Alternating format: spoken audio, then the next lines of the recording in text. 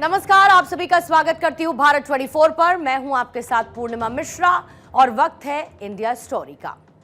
आज हम आपको एक फ्री टिकट के साथ विमानों के दुनिया के नए बिग बॉय से मिलाने वाले हैं। आपने अधिकतर भारतवासियों को एक शब्द कहते हुए कई बार सुना होगा। वो शब्द है पहली बार। इस पहली बार शब्द का बीते कुछ सालों में इस्तेमाल बढ़ा है। जैसे कि पहली बार मैंने अपने पैसों से नई गाड़ी खरीदी, पहली बार मैंने अपना कोई नया बिजनेस शुरू किया, पहली बार मैं फर्स्ट क्लास एसी कोच में बैठा और पहली बार मैंने हवाई यात्रा की। गांव के डिपार्चर से भारत अब शहरों के अराइवल पर आ चुका है और यहां पर शहरों से हमारा मतलब एक आधुनिक भारत से है, जहां पर हमारे गांव भी अब किसी शहर से कम नहीं। जिस कोट में सिक्के खनकते थे उस कोट में भी अब यूपीआई कोड है। बैलगाड़ी से चलने वाला भारत अब आसमान में उड़ान भरता है। एक वो जमाना था जब हमारे देश में बस स्टॉप पर स्टॉप यानी कि रुकने का भी मन नहीं करता था, लेकिन आज हमारे एयरपोर्ट भी विश्व में एक स्टैंडर्ड सेट कर रहे हैं। हमारे एयरपोर्ट पर उतरते हुए हवाई जहाज रनवे पर उस ग्राफिक की रचना करते हैं जो कि नए भारत की कहानी खुद ब खुद बताता है। और इसी उड़ान से भारत को मिली नई पहचान के बारे में आज हम आपको बताएंगे आज की इंडिया स्टोरी में।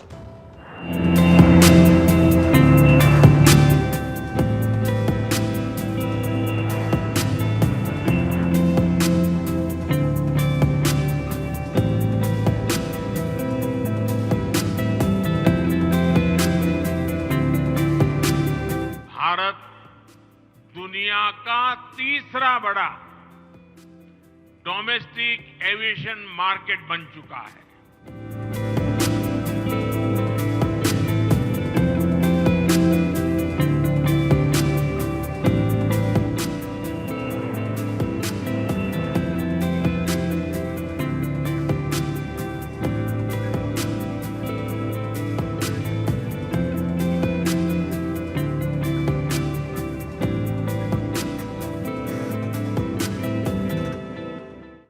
नए भारत की उड़ान को अगर आप देखना चाहते हैं तो आंकड़ों से पहले असल में आसमान कैसा है वो आपको देखना चाहिए। इन तस्वीरों से आप भारत की एविएशन ताकत को समझ सकते हैं। ये तस्वीरें कोई एआई जनरेटेड नहीं बल्कि हकीकत है।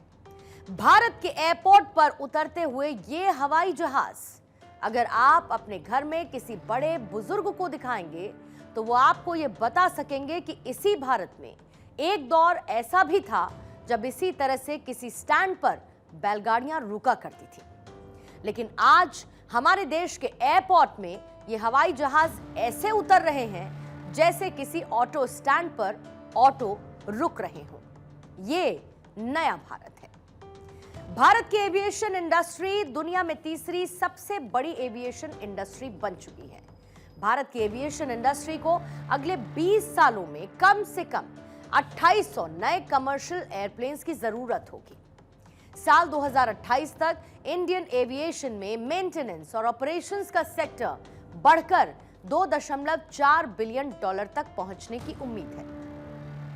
भारत सरकार ने एविएशन इंडस्ट्री में 100% डायरेक्ट एफडीआई यानी कि फॉरेन फंडिंग की परमिशन भी दे दी है। यानी कि अब दुनिया के बड़े बड़े देश, बड़ी बड़ी कंपनियां भारत के एयरलाइन सेक्टर में जमकर पैसा लगा रही हैं। साल 2027 तक भारत की एविएशन इंडस्ट्री में $25 अरब का निवेश होने जा रहा है। भारत का एविएशन सेक्टर वर्तमान में यानी कि एट प्रेजेंट दुनिया में सबसे तेजी से आगे बढ़ने वाला बाजार है और इसकी एक झलक हमें देखने को भी मिली है। बीते 17 नवंबर को जब पहली बार एक दिन में घरेलू हवाई यात्रियों की तादाद 5 लाख के पार हो गई, जो कि एक नया रिकॉर्ड है। यह त्योहारी और शादी के मौसम में यात्रा की मजबूत डिमांड को दर्शाता है और 5,05,412 यात्रियों ने 3,173 फ्लाइट्स में हवाई यात्रा की है। मिनिस्ट्री ऑफ सिविल एविएशन की तरफ से सोशल मीडिया पर किए गए एक पोस्ट में यह लिखा गया है कि 17 नवंबर को भारतीय आसमान ने एक ऐतिहासिक मील का पत्थर देखा। जब एक ही दिन में 5,05,412 यात्रियों ने डोमेस्टिक उड़ान भरी, जो कि पहली बार 5 लाख के आंकड़े को पार कर गई है। एक सोशल मीडिया पोस्ट में एविएशन कंपनी इंडिगो ने कहा है कि यह भारतीय विमानन के लिए एक डिसाइसिव मोमेंट है, एक निर्णायक क्षण है, क्योंकि भारत में हर रोज 5 लाख ग्राहक हवाई यात्रा करते हैं। एयरलाइंस ने कहा है कि इंडिगो में यह केवल एक नंबर नहीं है, एक संख्या नहीं है, बल्कि ये 3.1 लाख मुस्कुराहटें हैं जो कि हर दिन हमारे साथ उड़ान भरती हैं। वहीं ट्रैवल पोर्टर क्लियर ट्रिप के वाइस प्रेसिडेंट गौरव पटवारी ने कहा कि त्योहारी सीजन के दौरान घरेलू यात्रा की मांग में भारी बढ़ोतरी देखी गई है। भारत जो एक वक्त पर आसमान में उड़ते हुए हवाई जहाज को देखकर अपने हाथों को कुछ इस तरीके से वेव किया करता था, वो भारत आज उन्हीं हाथों से उसी हवाई जहाज के अंदर बैठकर एक स्माइल के साथ सेल्फी ले रहा है। हमारा भारत बदल चुका है। जो भारत वेस्ट देशों को आमतौर पर हवाई सफर करते हुए देखकर लेफ्ट आउट फील करता था, वो ही भारत आज एयरपोर्ट पर चेक इन कर रहा है। और ये बातें कोई हवाई नहीं, बल्कि हवा में उड़ते हमारे हवाई जहाजों की कहानी आंकड़ों में भी अंकित है। साल 2023 में भारतीय एयरलाइंस ने अपने बेड़े में 112 नए विमान शामिल किए हैं। एयर इंडिया समूह इसी साल लगभग 70 और नए विमानों को जोड़ने जा रहा है और इसमें से अधिकांश कम लागत वाली सहायक कंपनी एयर इंडिया एक्सप्रेस के लिए होंगे। वहीं इंडिगो एयरलाइंस ने इस साल 60 नए विमानों को जोड़ने का टारगेट भी रखा है। अकासा एयर इस साल लगभग 16 नए विमान जोड़ेगी, जिससे इनके बेड़े में कुल विमानों की संख्या अब 38 हो जाएगी। और बोइंग का एक अनुमान है कि साउथ एशिया के एयरलाइंस कमर्शियल मार्केट में अगले 20 सालों में 8% से ज्यादा की तेजी देखने को मिलेगी और इस बाजार को लीड करने वाला है भारत। वहीं इन सब के बीच यात्रियों के लिए एक गुड न्यूज भी है, क्योंकि भारत में अब 3 नई एयरलाइंस उड़ान भरने वाली है। ये 3 नए एविएशन वेंचर्स अगले साल की शुरुआत में ही भारत के रनवे पर हवा से बात करने के लिए तैयार होंगे। इन कंपनीज के नाम एयर केरल, अल हिंद एयर और शंख एयर है। एयर केरल और अल हिंद एयर दोनों ही दक्षिण भारतीय राज्य केरल से, जबकि शंख एयर उत्तर प्रदेश से है। और इन कंपनीज को एनओसी के बाद जल्द ही फ्लाइट परमिट मिलने वाला है और इसके बाद इन फ्लाइट्स के शुरू होने से हवाई यात्रा में और ज्यादा उछाल देखने को मिलेगा और भारतीयों के पास फ्लाइट्स के और ज्यादा ऑप्शंस भी अवेलेबल होंगे। एविएशन सेक्टर में पिछले 1 दशक में जो मजबूत ग्रोथ हुई है, उसी के चलते अब भारत दुनिया का तीसरा सबसे बड़ा घरेलू एयरलाइन बाजार बन चुका है। भारत जहां पर 10 साल पहले 80 लाख सीट के साथ दुनिया का 5वां सबसे बड़ा घरेलू एयरलाइन बाजार था, अमेरिका, चीन, ब्राजील और इंडोनेशिया सबसेक्वेंटली पहले, दूसरे, तीसरे और चौथे नंबर पर थे।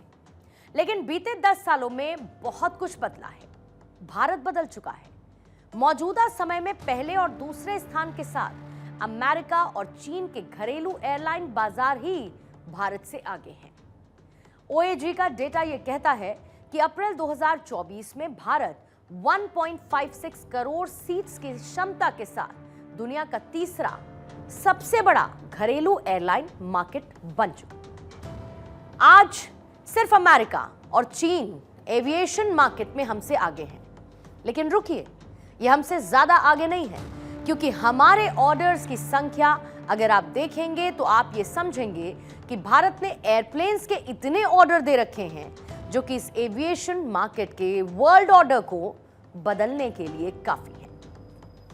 एयरबस ने एयर इंडिया के साथ 40 A350 विमान देने की डील को साइन कर लिया है। वहीं फरवरी 2023 में एयर इंडिया ने 470 विमानों का ऑर्डर दिया है, 250 एयरबस से और 220 बोइंग से। ये वही एयरबस है जिसे लगभग 50 साल पहले एयर इंडिया को जिसने पहला A300 ट्विन आइजल विमान दिया था। वहीं इंडिगो ने भी पेरिस एयर शो के दौरान 100 एयरबस A320 का ऑर्डर की घोषणा की थी। जून 2023 में इंडिगो ने एयरबस के साथ 500 नैरो बॉडी विमान खरीदने के ऑर्डर दिए। अकासा एयर ने जनवरी 2024 में 150 बोइंग 737 मैक्स विमानों का ऑर्डर दिया है और 2030 तक भारतीय एयरलाइंस के बेड़े का आकार 1500 से 2000 तक पहुंच जाएगा। और फिलहाल आने वाले सालों में भारतीय विमानन कंपनियां 1600 से ज्यादा विमानों के ऑर्डर्स देने वाली हैं। और इसी खरीदारी के बीच जरा आप डिमांड पर भी गौर करिएगा। भारत को साल 2040 तक 2359 विमानों से ज्यादा की जरूरत होगी। साल 2015 में बोइंग ने एक अनुमान लगाया, एक एस्टिमेट लगाया कि भारत को अगले 20 सालों में 1740 विमानों की जरूरत होगी।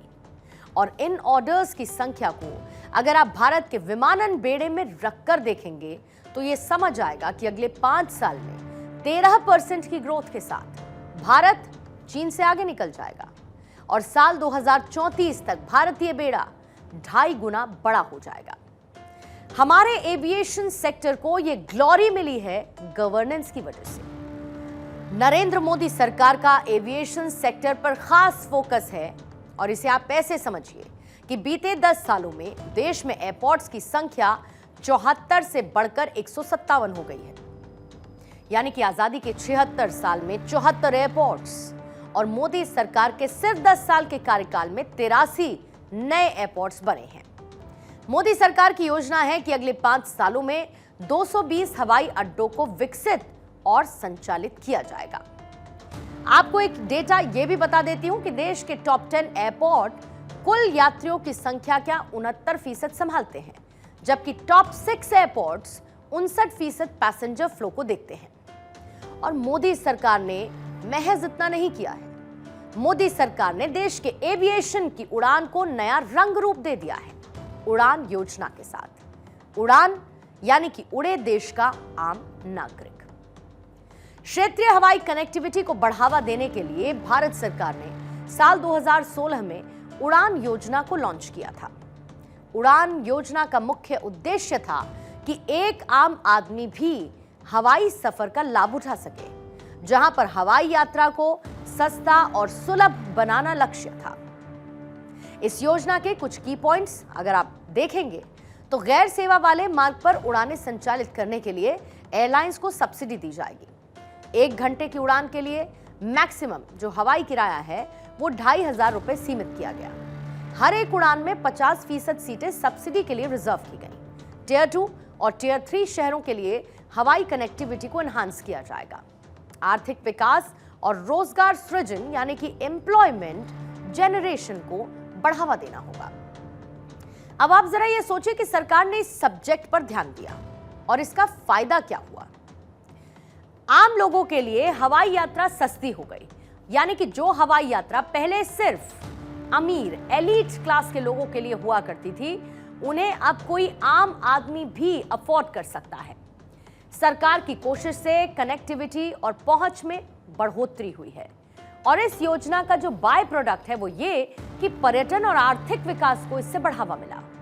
इस योजना के तहत उड़ानों ने क्षेत्रीय हवाई कनेक्टिविटी को सफलतापूर्वक बढ़ाया, जिससे भारत में लोगों के लिए हवाई यात्रा अधिक सुलभ और किफायती बन गई है। और आप देखिए, जब प्रधानमंत्री मोदी ने हवाई चप्पल पहनने वालों को हवाई यात्रा करवाने की बात कही तो विपक्ष ने इस पर चुटकी ले ली थी और उन्हें इस बात का अंदाजा ही नहीं था कि पीएम कोई भी बात सार्वजनिक रूप से बोलने से पहले उसके पूरा होने की गारंटी तय कर लेते हैं। साल 2024 के भारत में न केवल हवाई अड्डों की संख्या में रिकॉर्ड बढ़ोतरी हुई, बल्कि देश में डोमेस्टिक एयर ट्रैवलर्स की संख्या भी दिसंबर 2023 में लगभग 14 करोड़ के आंकड़े को छू गई है। मेरा तो सपना है कि हवाई जहाज पे कौन लोग बैठने चाहिए। ये जो एक बना हुआ है ना, बड़े बाबू, बड़े बड़े लोग, धनी लोग, ये दुनिया उन्हीं के लिए है।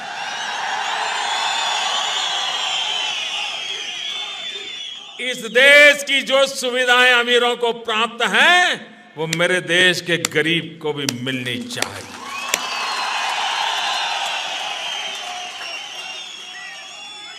जो सामान्य व्यक्ति हवाई चप्पल पहन करके घूमता है वो मुझे हवाई जहाज में दिखना चाहिए, ये मेरा सपना है। अगले साल उत्तर प्रदेश के प्रयागराज में कुंभ का मेला लगने वाला है और पूरी दुनिया से करोड़ों लोग इस मेले में शामिल होंगे और एक बार फिर एक नया इतिहास बनेगा। उससे पहले कि आप ये सोचें कि भारतीय एविएशन के बारे में बात करते करते हम कुंभ पर क्यों आ गए, तो इसके पीछे भी कनेक्शन है। दरअसल साल 1911 में पहली बार भारत में कोई कमर्शियल फ्लाइट उड़ी थी और ये कमर्शियल फ्लाइट उड़ी थी तब के इलाहाबाद यानी कि आज के प्रयागराज से नैनी तक। फ्रेंच पायलट हेनरी पिकेट ने इस फ्लाइट को उड़ाया और उस साल के बाद इलाहाबाद में कुंभ का मेला लगा। इस फ्लाइट में 6,500 पोस्टकार्ड्स थे और इस उड़ान को देखने के लिए नैनी में भी एक मेला सा लग गया था और वहीं से शुरू हुआ भारतीय एयरलाइंस का सफर। तमाम टर्बुलेंस के बाद अब सफलता की रफ्तार से जो उड़ रहा है। अब देखिए, आसमान में हमारे हवाई जहाज हैं, वहीं जमीन पर उसका स्वागत करने के लिए वर्ल्ड क्लास एयरपोर्ट्स भी हैं। कर्नाटक का शिवमोगा एयरपोर्ट आपने देखा ही होगा, लेकिन ऐसा ही इसी तरीके के और भी एयरपोर्ट्स भारत में तेजी के साथ बन रहे हैं, जैसे कि नोएडा में जेवर एयरपोर्ट, और वाकल हवाई अड्डा ये कुरनूल में है, पुरंदर हवाई अड्डा पुणे का, और नवी मुंबई ग्रीनफील्ड अंतर्राष्ट्रीय हवाई अड्डा महाराष्ट्र का, धालमुगढ़ हवाई अड्डा जमशेदपुर और रीवा हवाई अड्डा मध्य प्रदेश का, अंतर्राष्ट्रीय ग्रीनफील्ड हवाई अड्डा चेन्नई का, वारंगल हवाई अड्डा तेलंगाना, भोगापुरम हवाई अड्डा आंध्र प्रदेश में, तो उत्केला हवाई अड्डा ओडिशा का। इसी तरीके से मिजोरम, लक्षद्वीप, धोलेरा में भी नए एयरपोर्ट्स बनने जा रहे हैं और इन पर काम चल रहा है और काम चल रहा है। ये किसी भी देश के लिए सबसे खूबसूरत कहे गए शब्द हैं, क्योंकि जो देश ठहर जाता है वो देश पिछड़ जाता है। आपको मैंने वो आंकड़ा बताया था ना कि 76 सालों में 74 एयरपोर्ट बने, महज 10 सालों में 83 एयरपोर्ट बने। ऐसा क्यों हुआ? इस सवाल का जवाब आप सभी के पास है। भारत अब आसमान में किसी हवाई जहाज को देखकर हाय बाय नहीं करता है, बल्कि उसी आसमान में उड़ते प्लेन के अंदर बैठकर तरक्की वाला हाई फाइव करता है। और यही नया भारत है जिसने आसमान में सुराख कर दिया है। बैलगाड़ी से सफर कर आसमान तक पहुंचे हैं, ऐसे में गुरूर तो बनता ही है, गर्व तो होता ही है।